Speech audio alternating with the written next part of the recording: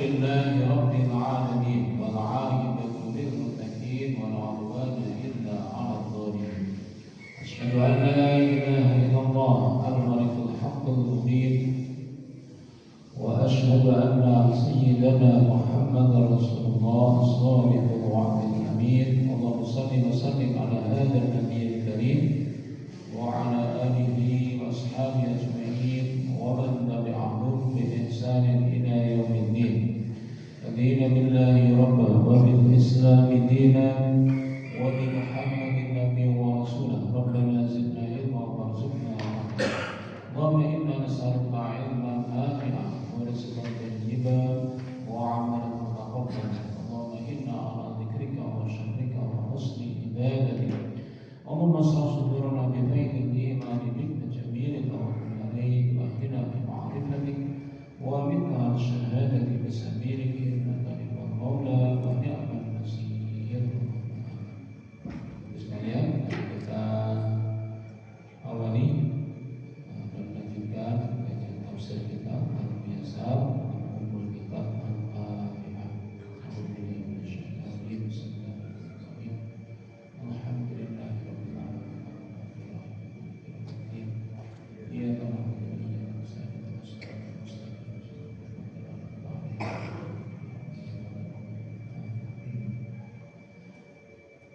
Ribut bersuara saya masih burung apa sudah jelas? Jelas ya, alhamdulillah. Ibu sekalian, alhamdulillah pagi hari ini kita dimudahkan Allah Subhanahu wa taala untuk bisa menunaikan salat subuh berjamaah. Semoga kiranya kita semuanya beristiqomahkan di jalan ibadah kepadanya, taat kepadanya, hingga ajal menyebut kita semuanya dalam keadaan husnul khotimah. Amin. Baik sekalian, di catatan saya kita sekarang masuk pada ayat yang ke-23. Harus mulai ayat 23. Mari kita baca bersama-sama ayat yang ke-23 dari surah Al-Baqarah. A'udzu billahi minasy syaithanir rajim. Bismillahirrahmanirrahim. Wa in kuntum fi raibin mimma nazzalna ala 'abdina fa'tu bi suratin min mithlihi wad'u syuhada'akum min dunillahi in kuntum shadiqin. فإن لم تفعلوا ولن تفعلوا فاتقوا النار التي وقودها الناس والحجارة أعدت للكافرين.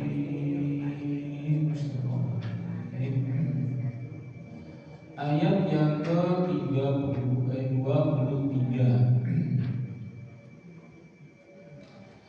Wa in kuntum ayyuhal kafiruna mu'anidun, dan jika kalian itu adalah wahai orang-orang kafir yang menentang, yang membangkang, fi syakin minal Qur'an, dalam keraguan terhadap Al-Quran, alladzi nazzalnahu ala abdina, yang telah kami turunkan Quran tersebut kepada hamba kami Muhammadin sallallahu alaihi wasallam, yaitu kepada Nabi Muhammad sallallahu alaihi wasallam. Wa tasumuna annahu laisa min indillah, yang pertama ragu terhadap Al-Quran itu sendiri, isinya bahwa itu diturunkan oleh Allah kepada baginda Rasulullah sallallahu alaihi wasallam. Kemudian mereka ini Ragu yang kedua itu adalah wa tasumuna annahu laisa min indillah, bahwa Quran itu tidaklah berasal dari sisi Allah, bukan dari Allah. Nah, itu adalah sangkaan orang-orang kafir tentang Al-Quran. Yaitu pertama, ragu tentang isinya, meragukan tentang isinya. Yang kedua, yaitu tidak percaya, bahkan yakin bahwa Quran itu adalah karangannya Nabi Muhammad SAW, tidak datang dari sisi Allah Subhanahu wa taala, bukan wahyu lah apanya begitu. Kalau itu yang mereka sangkakan, yang mereka yakini, terus bagaimana sikapnya orang yang beriman? Maka kita dikasih caranya, dikasih tuntunannya kalau menghadapi ungkapan-ungkapan seperti itu.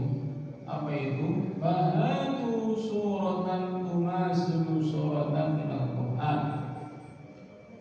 Coba datangkan sebuah surah, buat sebuah surah yang serupa dengan surah yang ada di Al-Quran. Silakan dipilih. Mau yang mirip Al-Fatihah coba dibuat, mirip Al-Baqarah silakan, mirip An-Nas. Ya, kalau memang ragu tentang dua tadi, ragu tentang kebenaran isinya, yang kedua ragu kalau itu datang dari sisi Allah Subhanahu wa taala. Jadi ditantang, ini Quran menantang kepada yang ragu atas kebenaran isi Al-Quran dan ragu bahwa dia itu datang betul-betul datang dari sisi Allah Subhanahu wa taala. Caranya adalah dengan ditantang. Kalau itu coba buat sebuah surah, ya, yang serupa dengan surah yang ada dalam Al-Quran yang jumlahnya berapa? Al-Quran surahnya berapa jumlahnya? 114 dari Al-Fatihah sampai An-Nas. Itu tantangan pertama. Tantangan keduanya, wasta'inu biman taqdiruna 'alaihi min a'wanikum. Kemudian mintalah tolong kepada orang-orang yang kamu pandang mampu untuk membantu kalian membuat satu surah saja yang serupa dengan Al-Quran. Biasanya surah yang paling pendek, misalnya surah An-Nasr atau surah Al-Asr atau surah Al-Ikhlas. Coba buat yang serupa, yang mirip, yang kualitasnya setara, ya, aspek kebahasaannya, aspek keteraturannya, ya, aspek maknanya, ya, semua aspeknya. Ya, kemudian kalau misalnya membutuhkan tim ahlinya, ya, itu silakan didatangkan. Bukan cuma yang benci, bukan cuma yang ragu, bukan cuma yang bimbang. Silakan datangkan ahli sastrawan misalnya, atau ahli bahasa, ahli dalam tulis menulis, silakan dikerahkan semua pakarnya gitu maksudnya. Yang ahli bahasa Arab, semua yang ahlinya silakan dikerahkan semuanya untuk membuat satu surah saja yang semisal dengan Al-Quran.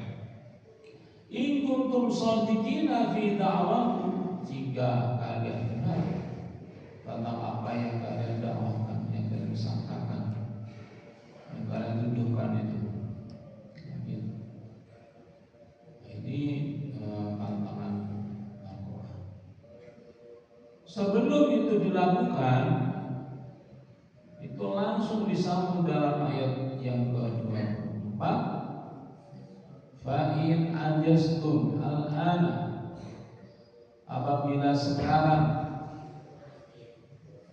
kalian tidak mampu membuatnya, wa sata'tisuna mustaqbilan la mahala, dan sampai kapanpun di masa yang akan datang kalian juga tidak akan mampu untuk membuatnya. Itu sudah langsung dikunci oleh ayat 24 ini oleh Allah Subhanahu wa taala. Dan nyatanya kan terbukti untuk sekalian. Ini Quran sudah 14 abad lamanya, lebih ya 1447 itu sejak hijrah, tambahin 13 14 60 tahun Komariah yang lalu sampai hari ini itu belum ada entah seseorang, entah kumpulan para pakar, para ahli di bidang yang siap untuk menantang, untuk membuat yang kualitasnya serupa dengan Al-Quran. Tidak usah lebih baik, yang serupa.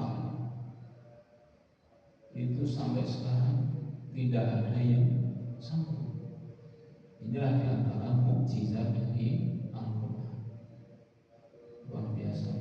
Tantangan ini bukan waktu berlaku di zaman Nabi masih hidup saja, sampai sekarang, sampai nanti. Jadi fokusnya itu biar nggak lama-lama gitu maksudnya.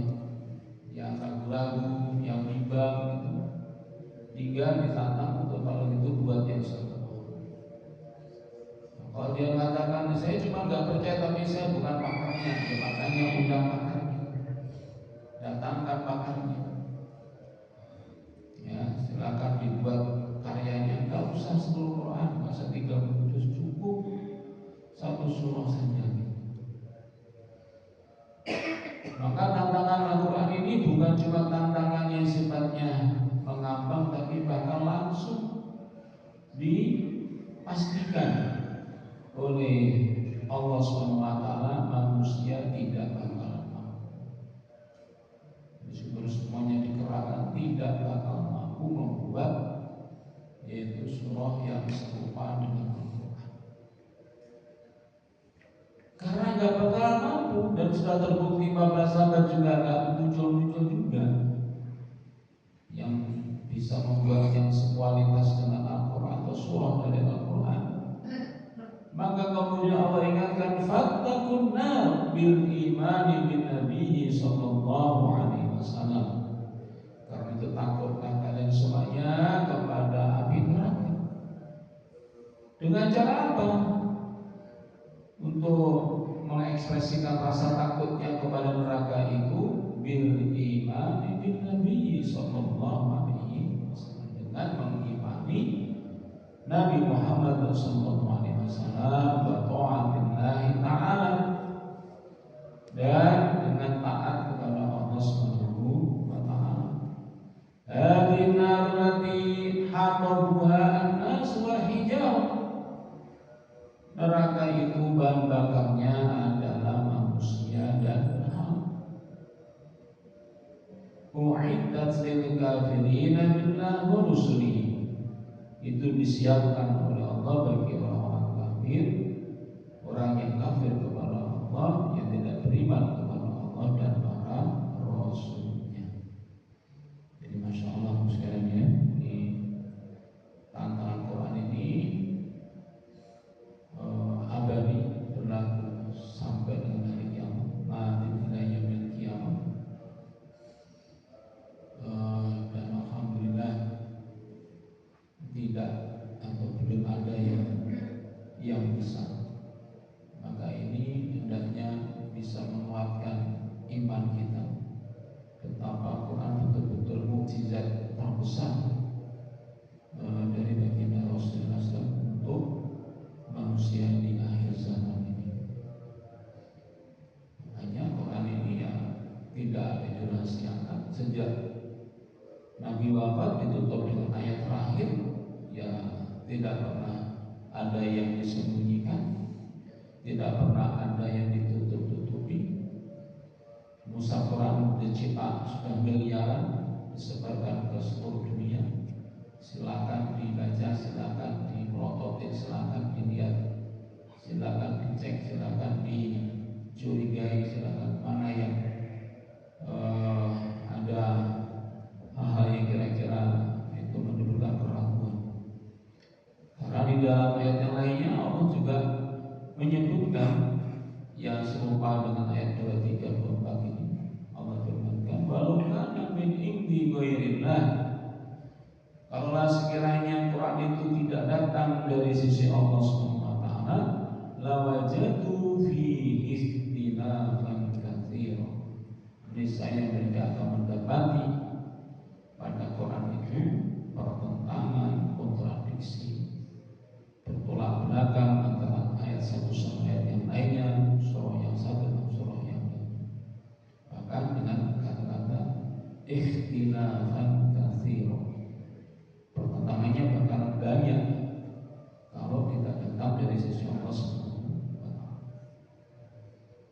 Jadi ini juga sudah banyak ya para ahli yang nggak suka dengan Quran, yang nggak suka menyesatkan, banyak yang menghabiskan waktunya untuk meneliti surah demi surah, juz demi juz, ayat demi ayat. Ujung-ujungnya apa biasanya apa? Malah masuk Islam. Yang terbaru yang di Belanda ini saya tonton. Dia ngaku kalau dia mempelajari Quran bertahun-tahun, belasan tahun hanya untuk mencari kesalahan Quran, mencari kontradiksinya. Ternyata yang didapatkan apa? Dia malah masuk Islam. Jadi Quran itu senang kalau ada yang penasaran, meragukan, itu tidak menggoyahkan sama sekali, tidak membuat rendah posisi Quran, itu malah ya kita malah senang. Ya silakan yang ragu-ragu silakan dibuka, dibaca. Dan saya belum pernah lihat, mungkin karena wawasannya saya yang kurang, saya belum pernah lihat di dunia ini cetakan Quran atau mushaf Al-Quran yang ada terjemahnya ya, yang tidak menyertakan teks aslinya. Setahu saya enggak. Kalau teks aslinya kok ya banyak, namanya mushaf Al-Quran yang standarnya namanya mushaf Utsmani, gitu ya, biasanya diproduksi di Arab Saudi, itu yang standar internasional seperti itu. Tetapi kalau ditanyakan ada nggak versi Quran yang hanya terjemahnya kok, yang nggak bakalan ketemu.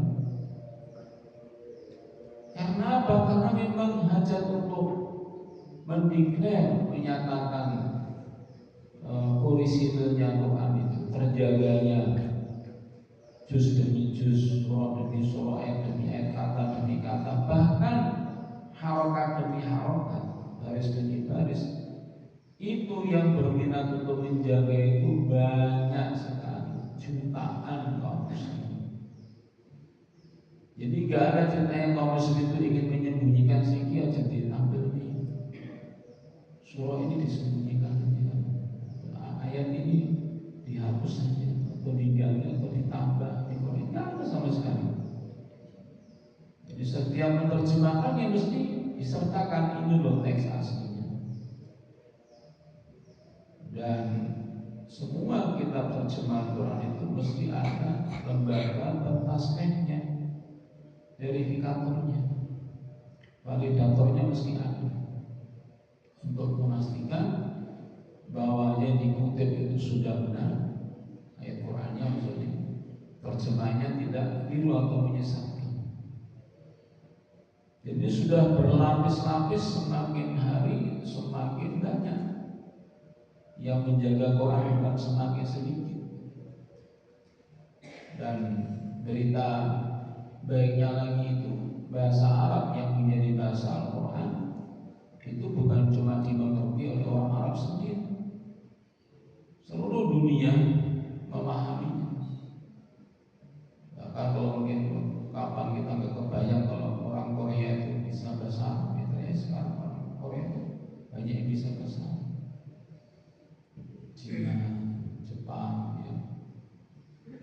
Indonesia. Meskipun banyaknya nggak bisa berbicara dalam bahasa Arab atau muhadasah, percakapan mungkin banyaknya tidak bisa. Tapi kalau hanya untuk menjaga Al-Quran supaya tetap asli, 30 juz itu yang hafal banyak sekali. Hafal itu bukan hafal parafrasanya atau bukan cuma hafal substansinya, tapi sampai kata-katanya, sampai harokatnya, apakah bunyi fathah, kasrah, dhamma, panjang apakah pendek, fathah atau fathah tanwin. Itu semuanya dijaga dengan sangat ketat secara otomatis untuk kaum muslimin. Tidakkah hal ini menjadi renungan buat umat manusia untuk mempertimbangkan agar mereka menerima apa adanya dari Al-Quran? Jadi yang punya tertantang ya silakan. Maksudnya ingin tetap tertantang untuk mencari-cari kelemahannya atau sisi kontradiksinya, silakan. Tapi semua juga begitu. Maka bagi yang nggak tertarik dengan tantang menantang, tapi malah kemudian penasaran dan ingin berpikir objektif apa adanya, ya silakan dipelajari. Silakan dipelajari dengan baik, dengan tidak menyertakan kebencian atau emosi, ya, dengan objektif, fairness, ya, tidak ada pretensi yang negatif, silahkan. Maka Quran itu betul-betul membuka dirinya untuk dibaca, dikritisi, ya, diteliti.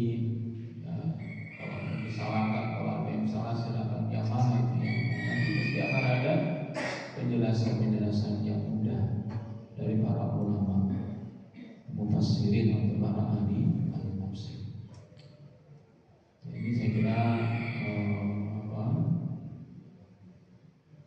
hal yang sangat luar biasa dari Al-Quran itu sendiri, karena di dalamnya terdapat tantangan jadi menantang. Ya, apakah ini maknanya? Ya maknanya tidak akan disebutkan di dalam ayat-ayat berikutnya. Itu ya memang ada kitab suci yang selain Quran yang nasibnya sungguh sangat tragis karena dipalsu-palsukan, ditambah, dikurangi, dibelokkan maknanya, disembunyikan, dan semuanya itu dilakukan oleh sebagian dari ulamanya sendiri. Karena apa? Karena liyashtaru bihi tsamanan qalilan, karena dia ingin mendapatkan keuntungan dunia. Semua ulama-ulama terdahulu yang memalsukan kitab suci selain Al-Quran itu semuanya motivasinya tidak lain tidak bukan adalah motivasi dunia. Khususnya juga kalau nggak urusan kekayaan dan menumpuk-numpuk pundi-pundi kekayaan. Yang kedua, kekuasaan. Kekuasaan termasuk dalamnya kemasyhuran, karena ingin terus berkuasa, ingin terus menjadi golongan yang terpandang, yang terhormat, yang dipuja-puja, yang disanjung-sanjung. Maka kemudian kira-kira mana yang nggak pas, yang akan bisa mengganggu kekuasaan dan akan mengurangi kekayaannya, akan diubah. Kemudian diubah, dikurangi, ditambah supaya kemudian akhirnya kekuasaannya semakin kokoh, kekayaannya semakin bertambah. Itulah motivasi terbesar yang dibongkar oleh Al-Quran tentang kenapa sampai terjadi kitab suci sebelumnya itu dipalsukan, dimanipulasi, diubah-ubah, ditambah, dikurangi, dibelokkan, disimpangkan, disembunyikan, ditutup-tutupi sebagiannya. Itu yang itu juga semua disebutkan di dalam Al-Quran. Umat Islam tahu ini juga tahunya dari Quran. Kalau Quran nggak ngomong, kita juga nggak tahu. Yang diberitakan di Quran seperti itu kita jadinya ternyata begitu saja. Ya. Baik, saya kira ini dua ayat ini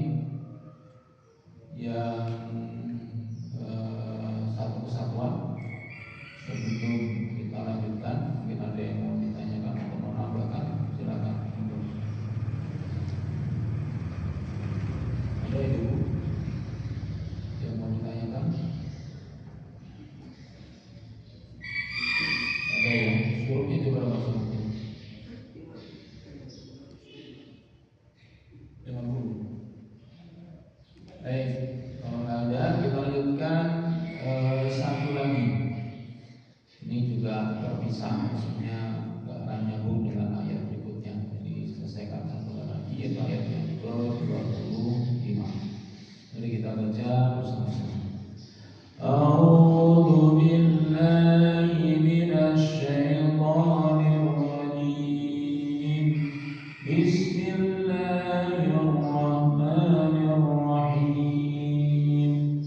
Wa basyiril ladzina amanu wa 'amilus shalihati anna lahum jannatin tajri min tahtiha al-anhar kullama ruziqu minha min samaratin rizqan qalu hadha alladhi ruziqna min qablu wa utu bihi mutashabihan wa lahum fiha azwajun mutahharatun wa hum fiha khalidun.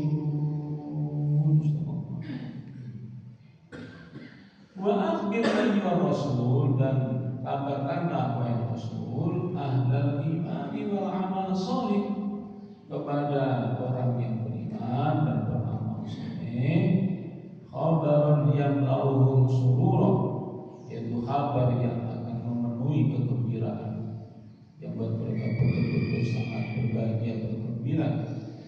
Apa itu? Bi anna lahum fil akhirati hadaiqu ajibah, bahwa nanti mereka di akhirat itu akan berada pada taman-taman yang sangat menakjubkan. Tajri al-anharu tahta qusurihal 'aliyah, yang mengalir sungai-sungai di bawah istana-istananya yang sangat megah, yang sangat tinggi. Wa asjaruha adwaliyah, dan pohon-pohon besar yang melindungi atau yang mengayominya.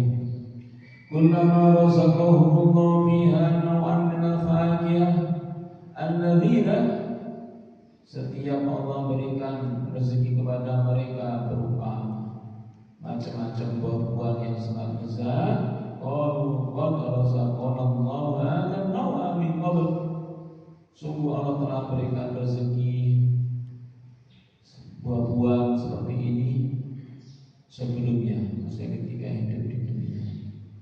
Fa idza laqu wajadu syai'an jadidan fi ta'mihi wa ladzatihi, ternyata setelah dicicipi buah itu, ternyata buah ini rasanya, kelezatannya betul-betul baru, tidak pernah dirasakan seenak apapun buah yang pernah dirasakan nikmatnya ketika hidup di dunia. Wa inna sabama asabihi bil lawn wal manzar wal ism, meskipun ada kemiripan baik dari segi mungkin warnanya, kalau dilihat secara sepintas maupun namanya mungkin mirip, tapi ternyata rasanya betul-betul istimewa. Walau bil jannati zawjatin mutahharatin min kulli anwa'id danas al-hissi, dan bagi mereka di surga-surga itu diberikan banyak istri yang suci, bersih dari kekotoran najis yang isi, seperti misalnya kalau baul wal haid, ya, tidak ada lagi yang buang air kecilnya, yang kecil misalnya, atau yang datang bulan.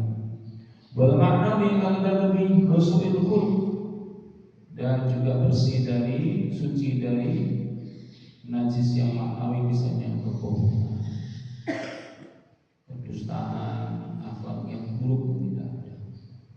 Wa bil jannati wa na'imiha daimun, dan mereka di surga yang penikmatan itu daimun, mereka kekal abadi.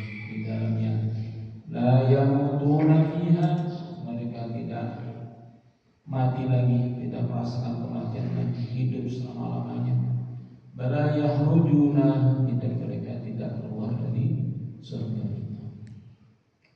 Nah, inilah Gus sekalian sepintas gambaran tentang nikmatnya surga yang disiapkan oleh Allah Subhanahu wa taala untuk mereka yang beriman dan beramal saleh, menjadikan Quran dan Sunnah sebagai pegangan, Allah dan Rasulnya ditaati, berusaha sesempurna mungkin menghabiskan sisa usianya untuk mengabdi kepadanya. Maka kepada orang seperti itu disiapkan surga yang penuh dengan kenikmatan yang luar biasa seperti yang digambarkan sebagiannya tadi dalam ayat yang ke-25 tadi.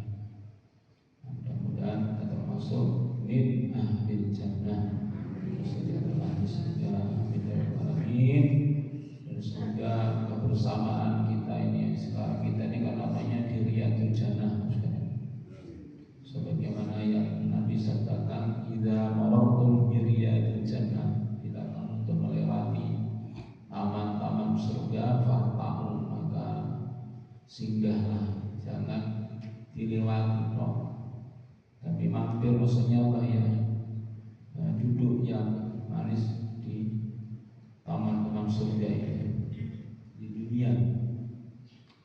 Maka kemudian sahabat Nabi tanya, wa ma Riyadul Jannah ya Rasulullah, taman-taman surga itu yang mana ya Rasulullah?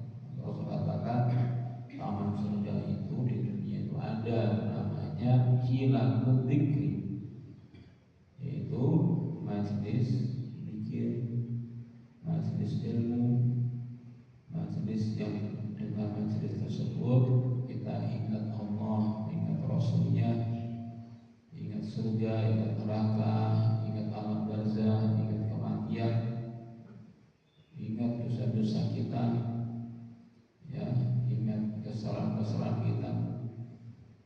Kita jadi bersemangat untuk menambah bekal terhadap Allah Subhanahu wa taala. Itu namanya Hilakut Dzikri. Itu disebut dengan Riyadul Jannah, yaitu taman-taman surga di dunia.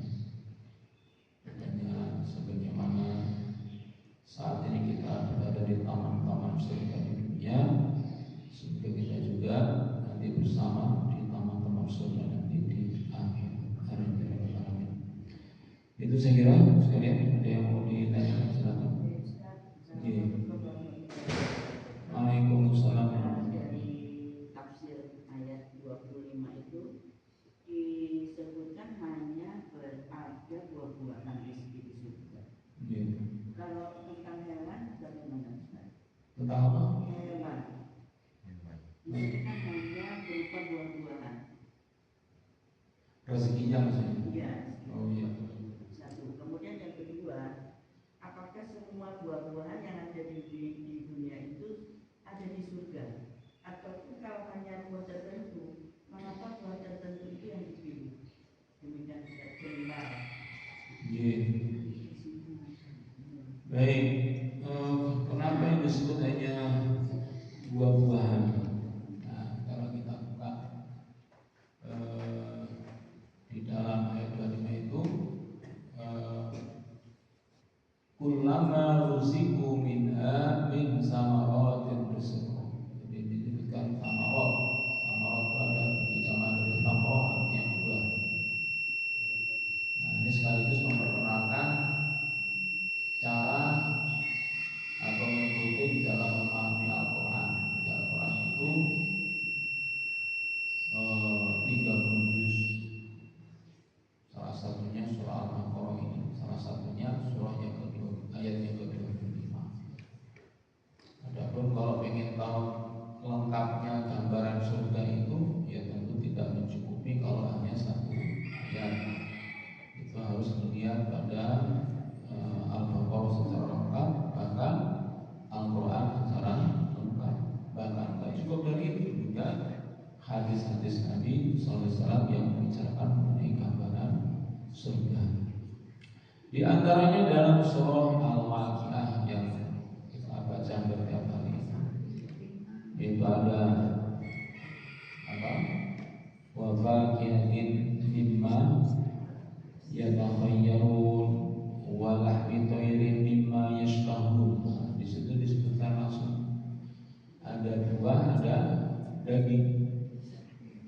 Ada bagian mimma itu ada buah yang mereka pilih, ada walahmi thayrin mimma yashtahun, ada daging burung yang sangat lezat.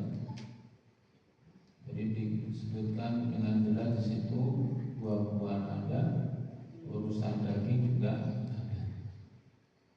Sehingga ini sekaligus memperkenalkan cara kita memahami itu. Kalau di satu ayat dirasa masih kurang jelas, yang dicari ayat yang lainnya yang relevan, yang membahas hal yang serupa. Ternyata masih belum juga mencukupi, maka kemudian dilihat hadis ini.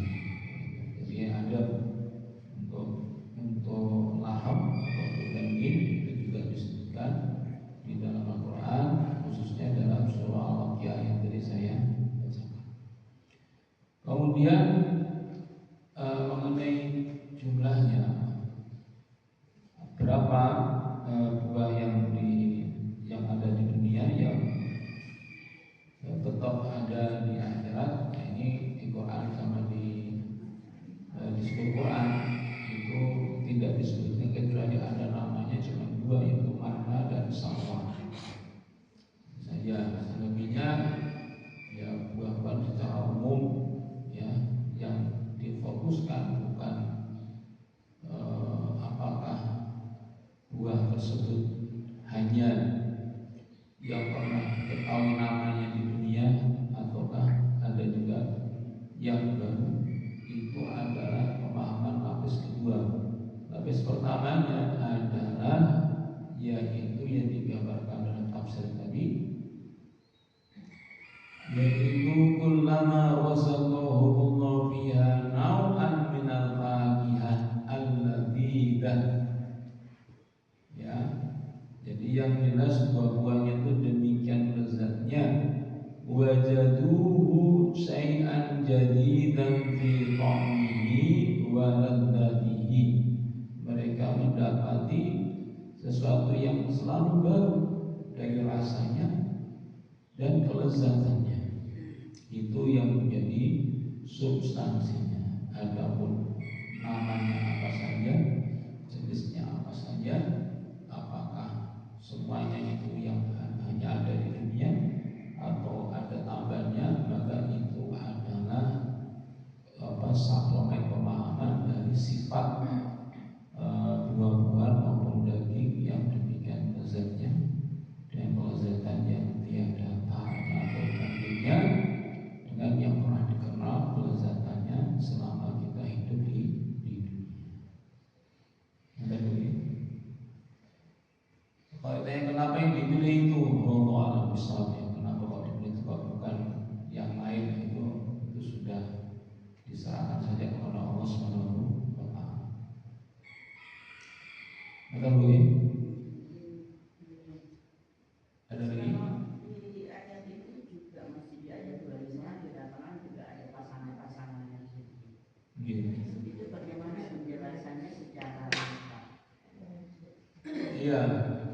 Jadi memang di sini disebutkan di dalam ayat 25 ini.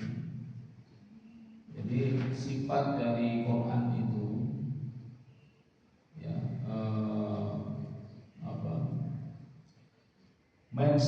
mainstream dari Quran itu adalah maskulin. Jadi seperti misalnya sebutan ya ayyuhalladzina amanu, itu kan laki-laki aslinya. Kalau diartikan secara bahasa itu kan laki-laki, tapi di situ maksudnya mencakup laki-laki dan perempuan. Ya, sama ini gambaran surga ini digambarkan maskulin, yang masuk surga adalah laki-laki, pasangannya ya perempuan. Bagaimana kalau perempuan? Ya sama. Jadi, ada mengenai sifatnya bagaimana. Nah, itu dijelaskan agak panjang lebar dalam kitab tafsir itu. Kenapa kok yang perempuan tidak disebutkan kan misalnya kalau laki-laki itu nanti dia akan punya pasangan yang nggak berbilang berapapun. Kenapa kalau yang masuk surga perempuan nggak disebutkan nanti suaminya berapapun nggak ada begitu. Nah itu tafsirnya ya macam-macam. Salah satunya itu ya karena yang mewakili makna dari bagaimana ketika manusia hidup di dunia itu mengendalikan hawa nafsunya atau syahwatnya, tentang fitnah yang namanya perempuan, fitnah perempuan. Seperti misalnya di dalam surah Al-Imran disebutkan zuyyina lin-nas hubbus syahwat minan nisa. Tidak ada minan rijanya, tidak ada. Hiasi manusia untuk cinta syahwat kepada perempuan. Nah, itu salah satu rahasianya kenapa kemudian digambarkannya surga itu seperti itu, karena memang laki-laki itu secara laki-lakinya itu tidak ada fitnahnya, tapi ada perempuan. Fitnah dalam arti yang menjadi ujian bagi lawan jenis, walaupun enggak dipungkiri ada juga perempuan yang merasa bahwa tampilannya atau tongkrongnya laki-laki itu menjadi ujian baginya, tapi itu yang tidak dominan, tidak umumnya. Umumnya yang jadi fitnah lawan jenis ya keberadaan perempuan daripada laki-laki.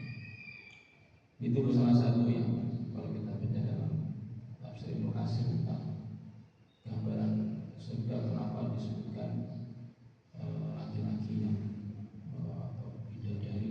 Terus bidadari apa kawan? Ada lagi?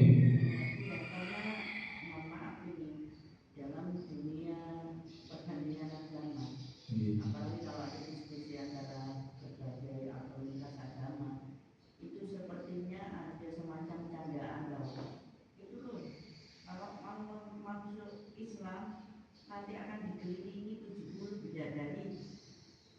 Nah, jadi siapa yang mau masuk Islam? Nah, seperti itu biasanya. Mau kan dengan bidadari yang 70, sehingga rasanya mereka itu mempelajari Al-Quran, dicari titik lemahnya. Nah, itu kira-kira bagaimana demikian?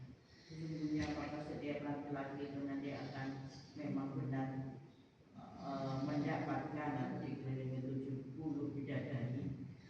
Kalau seperti itu, kok saya malah mikir-mikiran bidadarinya banyak sekali. Nah, terus siapa yang jadi bidadari itu? Apakah perempuan yang ada di dunia ini atau hal yang lain? Ya. Jadi yang pertama yang perlu kita tambahkan bahwa semua kitab samawi, baik itu Taurat, Injil, Zabur maupun Quran, bab tentang gambaran surga itu hampir sama. Jadi mengenai bidadari surga itu ya konsep itu ada di semua agama samawi. Misalnya dalam kitab Taurat, Injil, Zabur, Quran itu ada semuanya sama. Jadi kalau yang berbicara itu mereka punya kitab suci tersebut, ya sebenarnya itu sifat pertanyaannya kepada kitab sucinya sendiri, gitu ya. Itu satu. Yang kedua, yang jelas itu suasana gambaran surga itu betul-betul berbeda dengan gambaran ketika kita hidup di dunia. Jadi apa yang terjadi di surga itu penuh kenikmatan itu, yang merasakannya semua penghuni surga. Itu prinsipnya harus kita pegang dulu. Mengenai detail-detailnya itu kan kita mempertanyakan karena kita bayangkannya kita seperti sedang hidup di dunia. Makanya jadi kita, nanti apa enggak gini enggak gitu. Nah itu karena kita bayangkannya sifatnya itu seperti kita sedang hidup di dunia. Nah kalau di akhirat disebutkan penuh kenikmatan itu yang menikmati siapa? Ahli surga. Surganya siapa? Yang laki sama perempuan. Maka mau diatur oleh Allah bagaimana itu namanya bidadari jumlahnya berapa? Apakah salah satunya adalah pasangannya atau bagaimana? Itu Allah sudah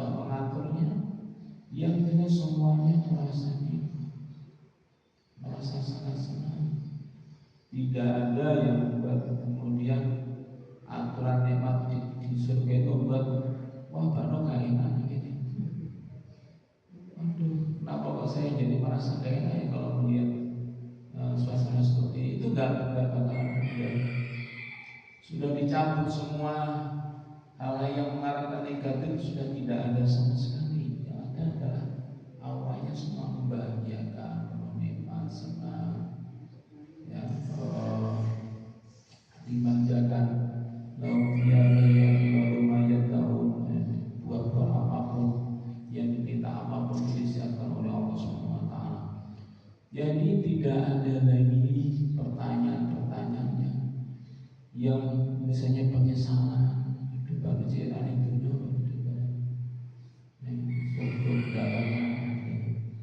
dulu di sini saya nggak merasa nggak nyaman ya, saya merasa termarginalkan, saya merasa tersisihkan, saya merasa nggak diperhatikan. Jadi semua suasana negatif itu hilang, semuanya nggak ada semuanya. Yang ada adalah surga yang penuh kenikmatan bagi yang berada di dalamnya, baik itu laki-laki maupun perempuan. Bagaimana bentuknya, udah serahkan saja kepada Allah SWT. Fokusnya sekarang kita hanya menguatkan keyakinan surga itu penuh kenikmatan abadi yang luhur, yang mulia. Tugas kita sekarang dunia adalah menyiapkan bekal supaya kita semuanya layak untuk masuk surga Allah SWT. Maka begini. Baik, saya kira demikian karena waktunya sudah 14. Bapak-bapak mungkin ada yang mau bertanya? Kami, oke, baik, sudah demikian. Baik, dengan demikian kita selesai sampai ayat 25. Insyaallah kita akan melanjutkan berikutnya pada ayat yang ke-26. Ini karena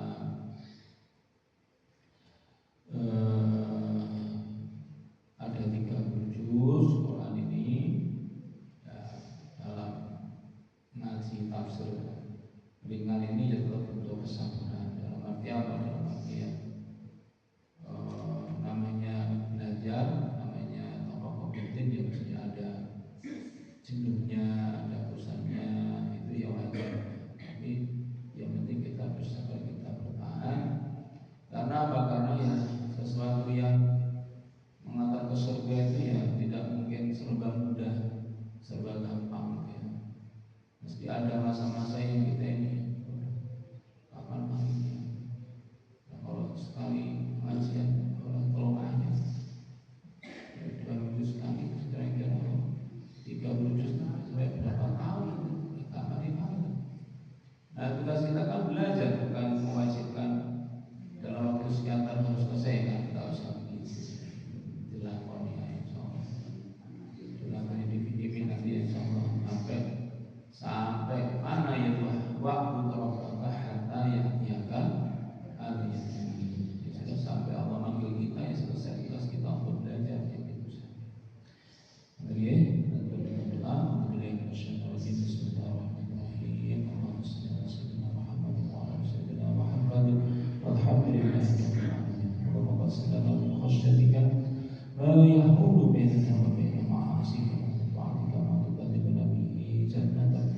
ومن اليقين ما يهون علينا مصيبات الدنيا ومتعنا بأسمائنا وبصرنا وقوتنا ما أحييتنا واجعل لساننا واجعل ثارنا على من ظلمنا وانصرنا على من عادانا ولا تجعل مصيبتنا في ديننا ولا تجعل الدنيا أكبر همنا ولا مبلغ علمنا ولا تسلط علينا من لا يرحمنا.